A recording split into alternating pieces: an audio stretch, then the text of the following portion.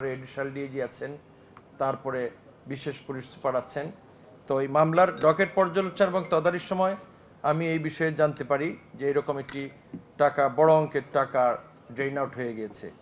তৎপ্রেক্ষিতে আমার নেতৃত্বে তখন আমার এডিশনাল ডিআইজি ছিলেন শামসুল আলম শামস, ইনি এখন ডিআইজি ফরেন্সিকে আছেন, এবং আমার বিশেষ পুলিশ সুপার সজীব খান এর তত্ত্বাবধানে প্রতারণার মাধ্যমে হাতিয়ে নেওয়া অর্থ জব্দ এবং প্রত্যাবর্তনের প্রয়োজনীয় ব্যবস্থা গ্রহণ করি। তদন্তকালে জানা যায় ওকেএক্সে অবস্থানরত অর্থ এমটিএফই প্রতারণী একটা বিশেষ বড় অংশ। এ পর্যন্ত এমটিএফই প্রতারণায় উক্ত ওয়ালেট হতে প্রায় 130 মিলিয়ন ক্রিপ্টো লেনদেন করা হয়েছে। এ বিষয়ে ওকেএক্স এক্সচেঞ্জের লিগ্যাল টিমের সঙ্গে যোগাযোগ করা হলে তারা আমাদেরকে আইনানুগ প্রক্রিয়ার মাধ্যমে উক্ত অর্থ ফেরত প্রদানে আগ্রহ প্রকাশ করেন। এরই ধারাবাহিকতায় বিজ্ঞ আদালতের শরণাপন্ন হলে বিজ্ঞ আদালত উক্ত মামলায় পাচারকৃত অর্থ ফেরত আনতে রাষ্ট্রায়ত্ত সোনালী ব্যাংকের সহযোগিতা নিতে বলেন। সেই প্রেক্ষিতে আমরা বিভিন্ন পর্যায়ে আলোচনার মাধ্যমে মালিবাগ শাখায় আমাদের সিআইডির 3 সেকশনের 3 ইউনিটের 3 জন বিশেষ পুলিশ সুপারের সিগনেচারের মাধ্যমে একটা যৌথ অ্যাকাউন্ট খুলি। বিজ্ঞ আদালত ও স্বরাষ্ট্র মন্ত্রণালয়ের নির্দেশনা মোতাবেক এই পাচারকৃত ক্রিপ্টোকারেন্সি বৈধ মুদ্রায় রূপান্তর ও হস্তান্তরের লক্ষ্যে অ্যাসেট রিয়েলিটি লিমিটেডের সাথে সিআইডি বাংলাদেশ পুলিশের একটা লিখিত চুক্তি সম্পাদিত হয়। অনেক আলোচনার পরে এই পদ্ধতিতে আমরা উপনীত হই। চুক্তি মোতাবেক অ্যাসেট রিয়েলিটি লিমিটেড পাচারকৃত ক্রিপ্টোকারেন্সি ডলারের রূপান্তরপূর্বক 3,62,997 ইউএস ডলার, যা চলতি রেট অনুযায়ী 44,14,62,303 টাকা সোনালী ব্যাংক পিএলসি মালিবাগ শাখায় সিআইডি বাংলাদেশ পুলিশের এই অ্যাকাউন্টে গত 25/3/2026 তারিখে তারা প্রেরণ করে।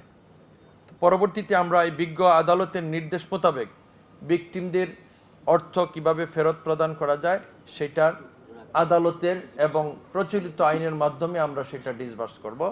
এভাবে এমটিএফ পঞ্জি স্কিম সংক্রান্ত প্রতারিত অর্থের আমরা তদন্তে যেটা পাব, পরবর্তীতে বাকি অংশ যদি শনাক্ত করতে পারি তাও দেশে আনার প্রয়োজনীয় ব্যবস্থা গ্রহণ করব। আমাদের জানা মতে আমাদের সিপিসির এই প্রথম সিআইডির একটা বড় অঙ্কের টাকা আনার এটা উদাহরণ। আমরা আশা করি এখন থেকে পরবর্তী সময়ে এরকম অভিযোগ আমাদের কাছে আসলে লিগ্যাল মাধ্যমে কনসার্ন থানায়, যেটা আমাদের প্রেডিকেট অফেন্স, যেটা আমাদের শিডিউলভুক্ত, আমরা এই পদ্ধতিতে আগাবো। যেহেতু আমরা একবার চর্চা করেছি, পদ্ধতিটা আমাদের নলেজে চলে আসছে।